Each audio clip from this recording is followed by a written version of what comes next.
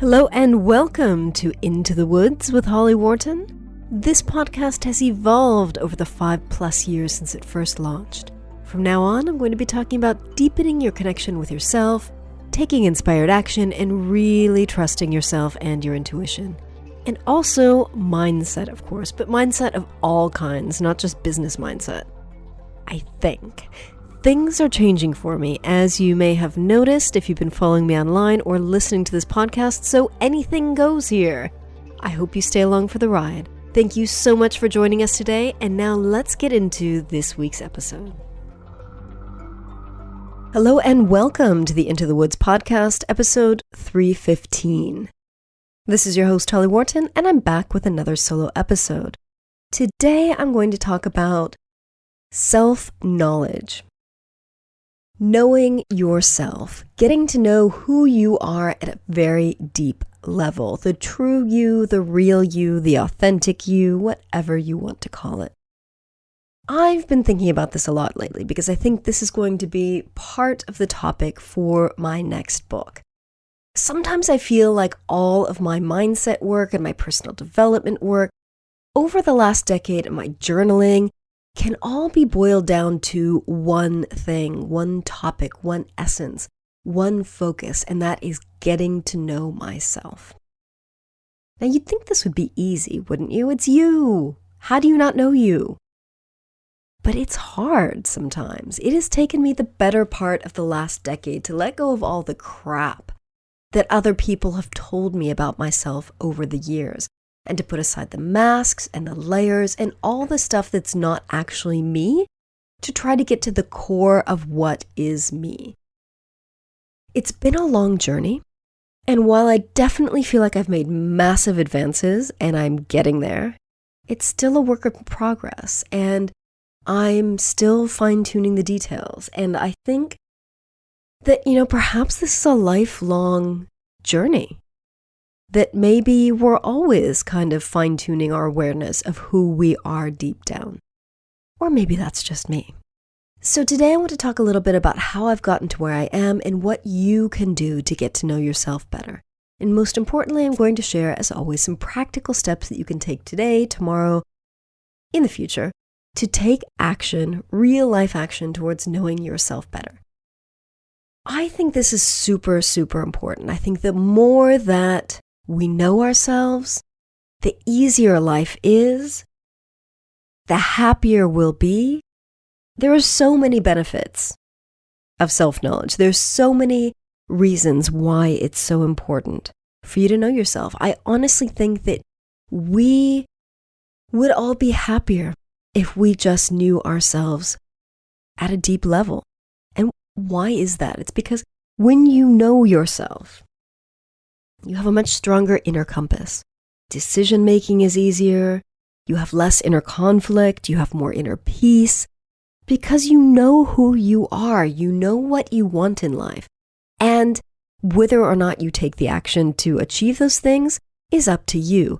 But I honestly think that if you have clarity over who you are, what you want, where you want to be going, it's so much easier to take the action.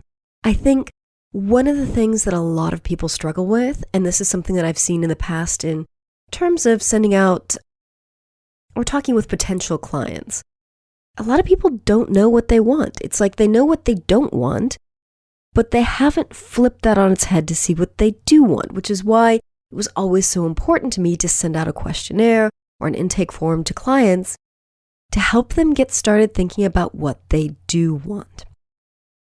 But I think it's really hard to know what you do want if you don't know who you are and what's important to you. So there are certain risks that come from a lack of self-knowledge.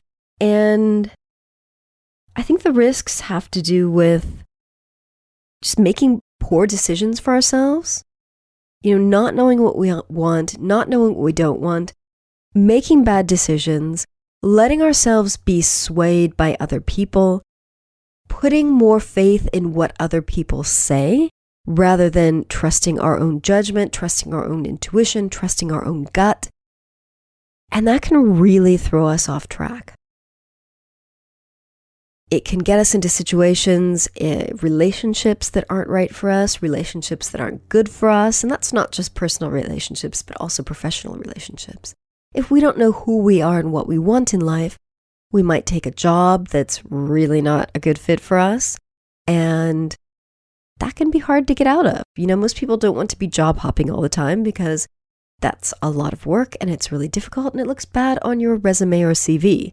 So I think a lot of people will get stuck in a job that they don't like and stay there for far too long. Because again, sometimes it's easy to see what we don't like, but we don't know what we'd rather have instead. But if you know yourself, it's so much easier to know what you want. Now, before I get deeper into this episode, I want to make it clear that who you are or who you perceive yourself to be today is not set in stone. We are always growing, we are always changing, and we are always getting to know ourselves better. So, who I perceived myself to be a year ago is not necessarily who I perceive myself to be today, because I know myself better, because I've done a year's worth of mindset work and personal development work and journaling and work towards getting to the core of myself. I've peeled off layers, I've peeled off masks, and here I am. I haven't done this, but I think it would be really interesting to go back and listen to some of the earlier podcast episodes and see who I was when I was doing those. What did I sound like? What was I talking about? Because I've definitely changed over the last 6 years. So keep this in mind. Who you are is not set in stone. You are who you are. But that's changing all the time as you're doing your own personal development work and your personal growth work. And also, again, your perception of who you are is changing because the more you do this work, the better you will be able to see yourself for who you are. So, not set in stone. Having said that, I keep referencing these old blog posts from like 2011, 2012, which are my who am I, and where am I going blog posts, which were kind of based on a talk that I gave in September 2011 at this event that was run by my coaching school.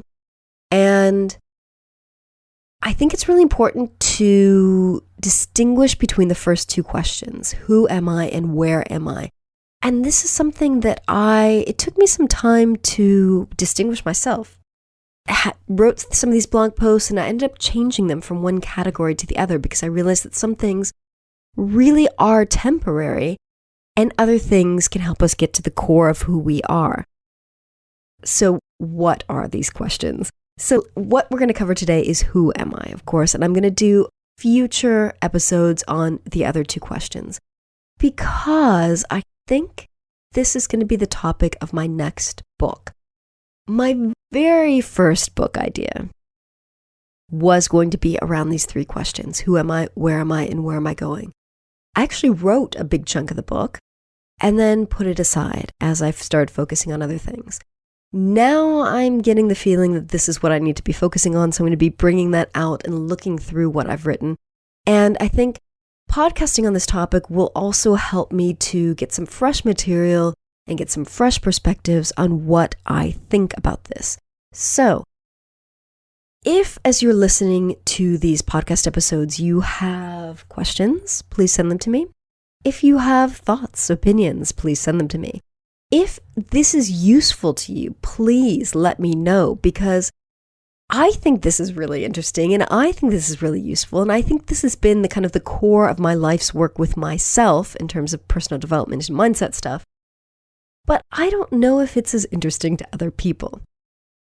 So I have thoughts for creating a book, as I said, a workbook, an online course. I do have a very old online course that was related to business mindset that kind of walked people through these three questions. But I think this is applicable to everything. So I really want to make this more of kind of like a personal who am I, where am I going, and how do you use this to create happiness, joy, all the good stuff in life. So let me know what you think.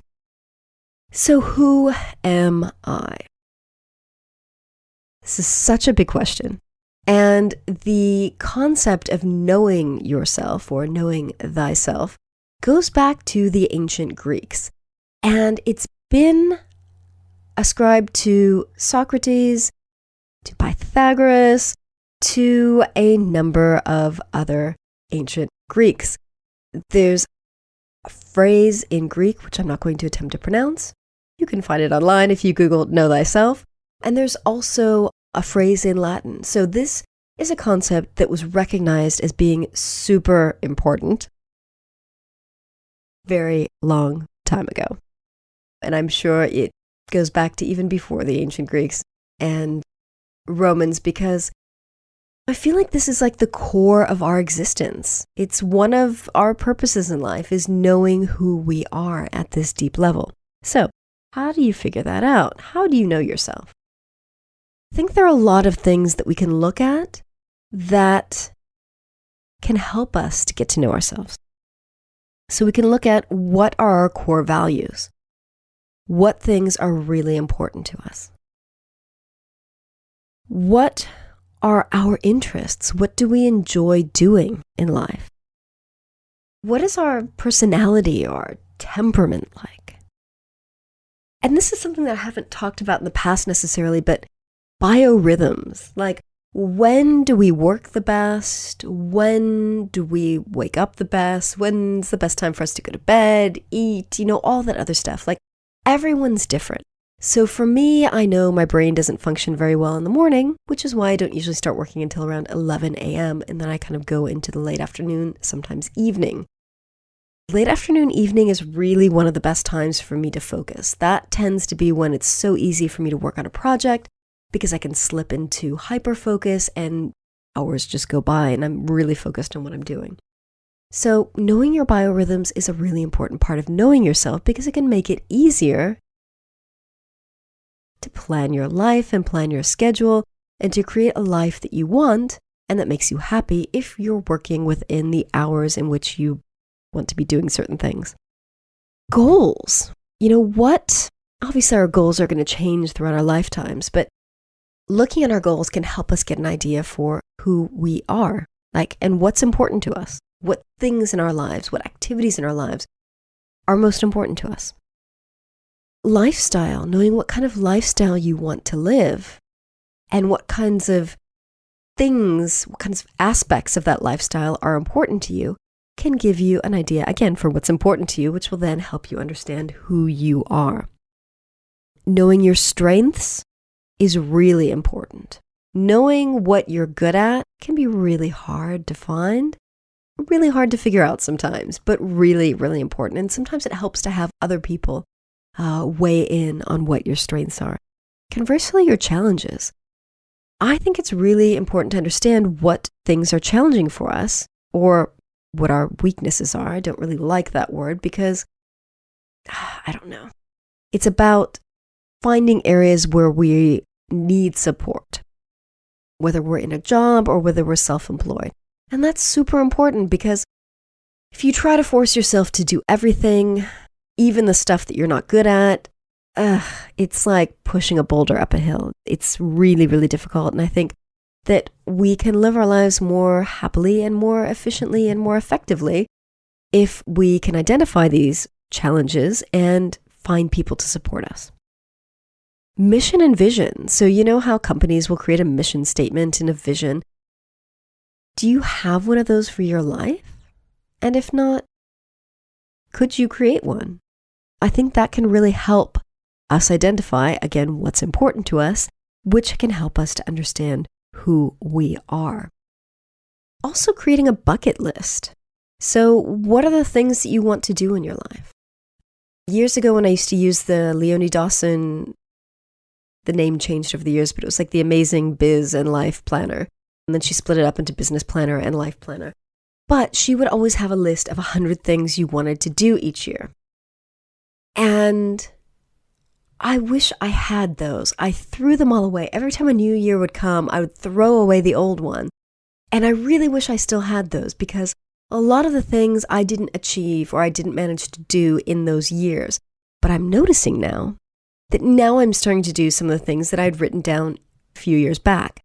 So I think it's really useful to make a bucket list or a list of, 100 things you want to do. Whether or not you start working through them to achieve them, to do them. It's really useful to help you see what kinds of things you want to do with your life, what kinds of things are important to you. So a bucket list is really useful for helping to get to know who you are.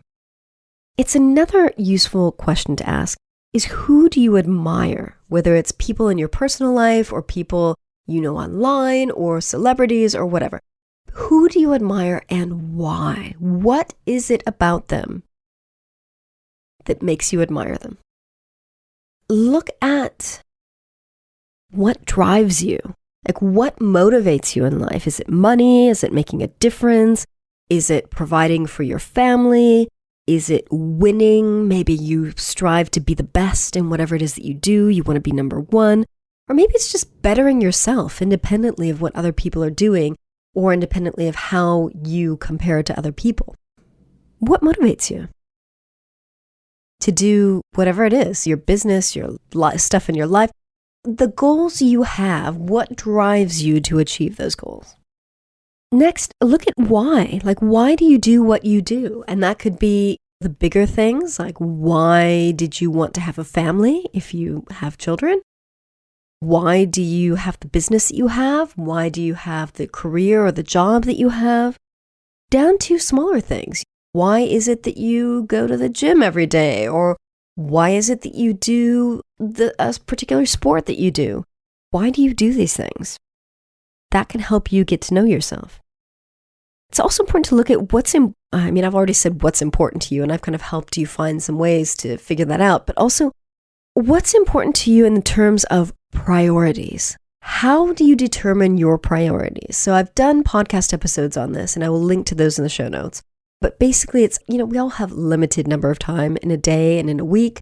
How do you determine what's going to get done first? What are the most important things?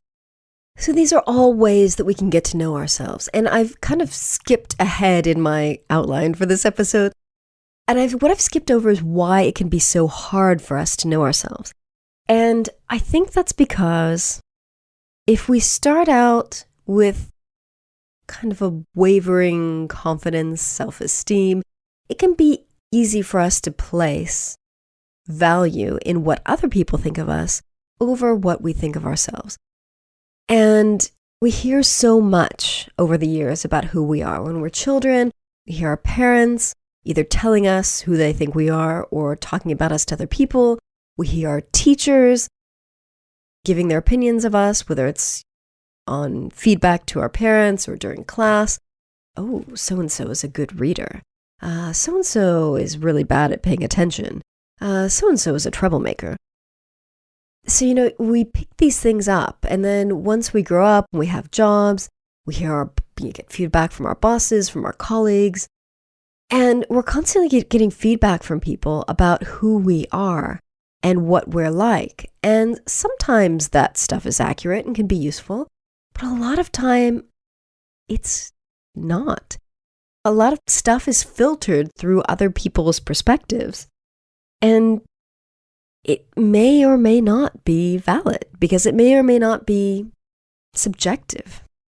So take things that other people say about you with a grain of salt. Sometimes it's useful, sometimes it's not, but I think you always need to weigh that against what you know to be true about yourself. And if you haven't dug deep into the core of yourself, that makes it a bit harder. But that's okay, because you can start any day to get clear on who you are. Now, I know I've also done podcast episodes in the past talking about identity. I did one episode that I'll link to in the show notes about how to step into a new business identity. And I think identity is a little bit different than what I'm talking about now. What I'm talking about is the core of who you are, which again, I said is not set in stone, but it's kind of like your authentic self deep down, the core of who you are, that center of your being. And I think we can step into and out of different identities or different roles during our lifetime. So you might step into the identity of a new business, or you might step into the identity of being an author, or you might step into the identity of being a parent. But that's not who you are at the core. It's just one of the roles in your life. So I think that's also really important to distinguish. So some of the ways, there are other ways that you can get to know yourself. If you're one of those people who are kind of addicted to quizzes or personality tests like the Myers-Briggs, and I've done an episode on that, which I'll link to in the show notes, which I think is also really interesting. So kind of personality tests, quizzes, certain quizzes that you'll see online. There are lots of different ways, diagnostics, that you can get a glimpse into who you are. And I think all of this stuff adds to each other. I think all of this stuff makes it, kind of refines the focus on your vision of who you are at the core.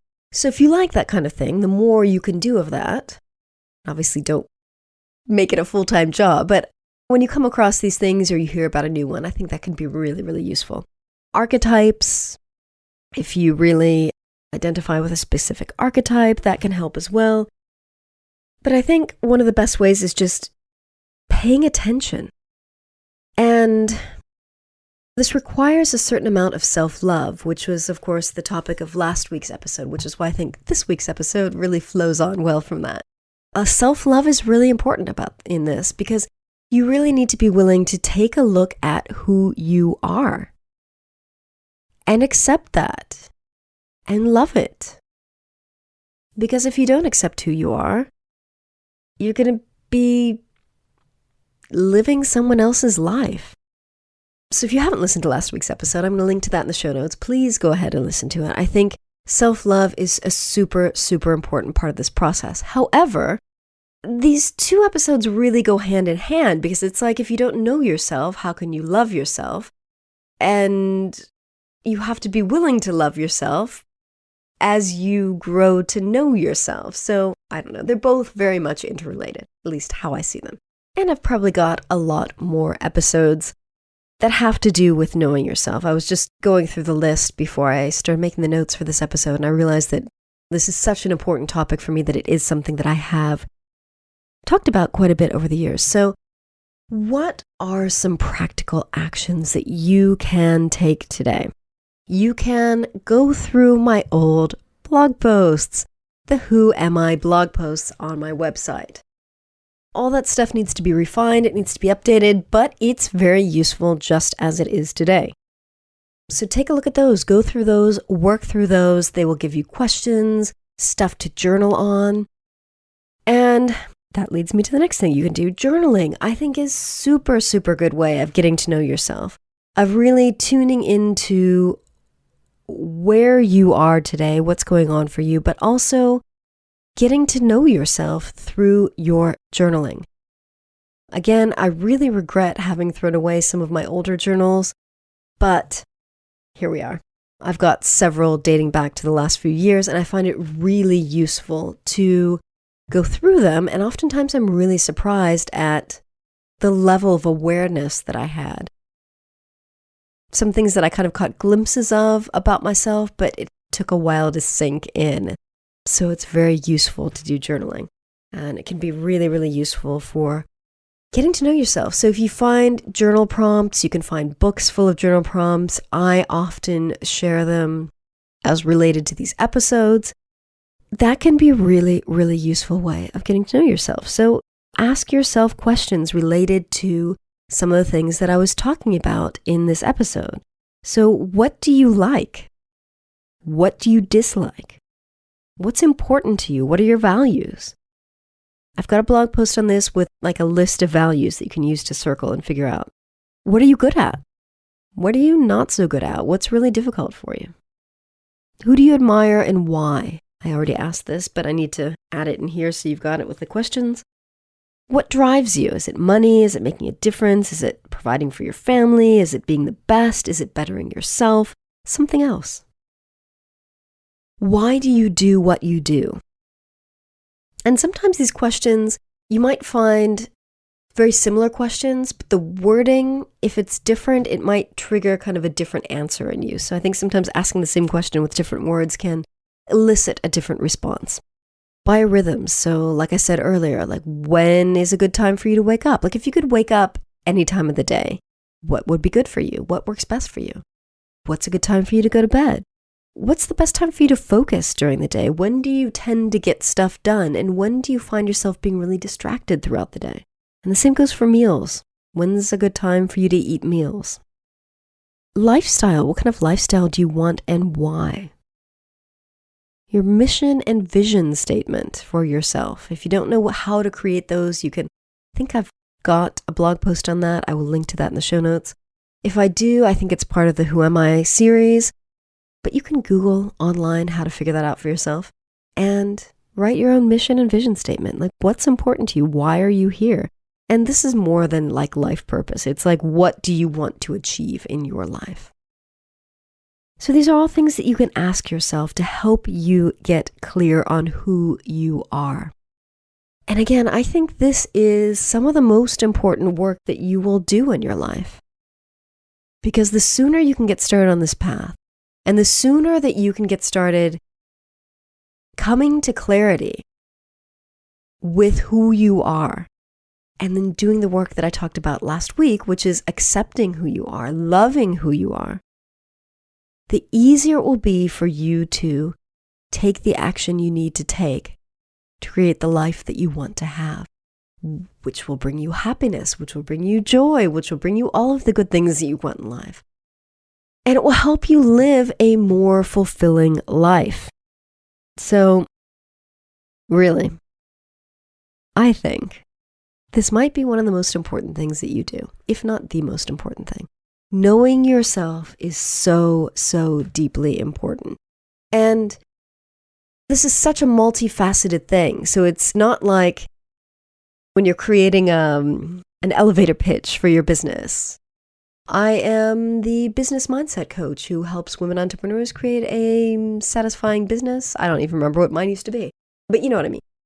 This is not like that, where you're going to create kind of a statement that sums up who you are in one sentence. You might find that to be a useful exercise, but I think that the answer to who we are is so much more multifaceted than that, which is why I think there are so many activities or exercises that you can do to approach that topic of who you are.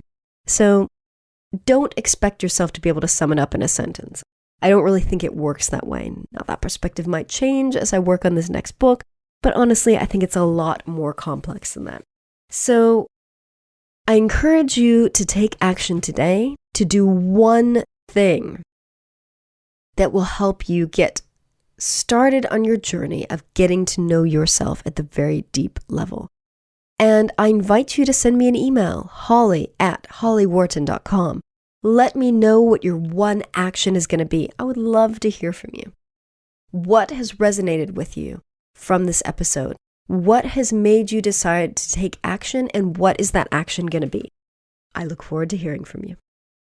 So, as always, please drop me a line. Let me know what you thought of this week's episode. I really enjoy hearing from people. You can find me online and get in touch, or email me, holly@hollyworton.com. And that's all for this week. Thank you so much for listening. If you enjoyed this episode, please subscribe if you haven't done so yet. And if you are subscribed, thank you very much. Remember to visit hollyworton.com/315 for the show notes on this episode. Thank you for listening. Thanks so much for listening to Into the Woods with Holly Worton. You can find more information about today's episode, including links for topics that were discussed, at hollyworton.com. That's HOLLYWORTON.com. If you'd like to connect with other listeners and get support on your journey, I would love for you to join my private community on Patreon. That's patreon.com/Holly Worton. That's patreon.com/Holly Worton. Thank you so much for listening, and I look forward to seeing you next week.